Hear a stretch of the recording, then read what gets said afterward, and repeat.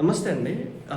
DMK నిజంగా మంచి చేస్తే ఎందుకు ఓడిపోయింది? ఇప్పుడు సోషల్ మీడియాలో కావచ్చు, జర్నలిస్టులు కావచ్చు, సర్వే సంస్థలు కావచ్చు, అలాగే కొంత గ్రౌండ్ రియాలిటీలో కావచ్చు, చివరాఖరికి ఇప్పుడు ఆ పార్టీతో అలయన్స్ పెట్టుకున్నటువంటి పార్టీలు కూడా ఆ పార్టీ నుంచి బయటకు వచ్చి టీవీకే పార్టీకి సపోర్ట్ చేయాలంటే స్టాలిన్ ఒప్పుకుంటేనే బయటికి వెళ్తామని చెప్పేంత మద్దతు ఆ వ్యక్తికి ఉంది.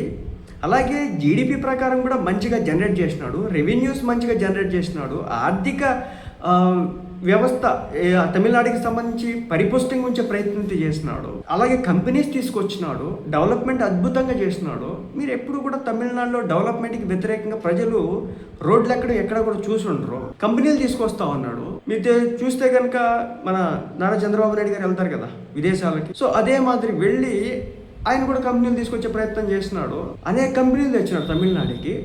అయినప్పటికీ కూడా ప్రజలు ఆయన్నే ఓడించినారంటే అర్థం కానటువంటి పరిస్థితి. ఏం తప్పు చేసినాడని ఓడిపోయినాడు. ఇప్పుడు ఆయన జగన్మోహన్ రెడ్డి గారు అధికారంలోకి వచ్చిన వెంటనే ఏ విధంగా అయితే ప్రజావేదిక కూల్చినాడో ఆ విధంగా అక్కడ అమ్మా క్యాంటీన్స్ అని చెప్పేసి ఉంటాయి, ఎవరై జయలలిత గారి, అయ్యేం కూల్చలేదు ఆయన.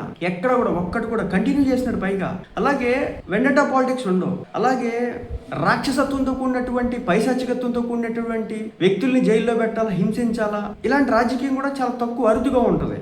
అంటే లోకల్లో మరీ గ్రౌండ్లో ఏదైనా ఉంటే ఉండొచ్చు, కానీ అంటే వేరే పార్టీ నాయకులు ఇప్పుడు చంద్రబాబు నాయుడు గారిని అరెస్ట్ చేసి జైల్లో పెట్టాడా, పవన్ కళ్యాణ్ గారిని ఇబ్బంది పెట్టాడా, తర్వాత టీడీపీ పార్టీ నాయకులు అచ్చెన్నాయుడు గారిని కావచ్చు, సబ్బం గారిని కావచ్చు, బీటెక్ రవి గారిని కావచ్చు, యనమల రామకృష్ణుడ ఆయన్ని కావచ్చు, అదేవిధంగా మన ఉన్నాడు కదా స్పీకర్ అయ్యన్న పాత్రుడు గారు కావచ్చు, కోడెల శివప్రసాద్ గారు కావచ్చు, వీళ్ళందరినీ ఎన్నో రకాల ఇబ్బందులు గురైనారు వీళ్ళంతా కూడా. అలా ఎవరు కూడా తమిళనాడులో గురి కాల. రెవెన్యూస్ మంచిగా జనరేట్ చేస్తే, రాష్ట్రాన్ని అభివృద్ధి పదంలో తీసుకొచ్చే ఐటీ కంపెనీస్, టెక్ కంపెనీస్ అటన్నిటిని కూడా ఆ రాష్ట్రానికి తెచ్చుకునే, పారిశ్రామికంగా అభివృద్ధి చూపించే, రోడ్లు, రైల్వే సంస్థలు అన్ని కూడా మంచిగా చేసే, కేంద్రంతో రాష్ట్రం కోసం అని చెప్పేసి భాషా విభేదాలు తీసుకొచ్చే ప్రయత్నం చేస్తూ ఉంటే, మా తమిళ భాషను మీరు ఎందుకు నేర్చుకోరు, మీ హిందీ భాషను మేము ఎందుకు నేర్చుకోవాలని చెప్పేసి గట్టిగా నిలదీసి రాష్ట్రం కోసం నిలబడే అలాంటి వ్యక్తి ఎందుకు ఓడిపోయాడు అనేది కూడా అర్థం కానటువంటి పరిస్థితి. ఏమో ఈ రాజకీయాలు ప్రజలకు ఏ విధంగా అర్థమవుతాయో కొన్ని సందర్భాల్లో మనకు కూడా అర్థం కాదు.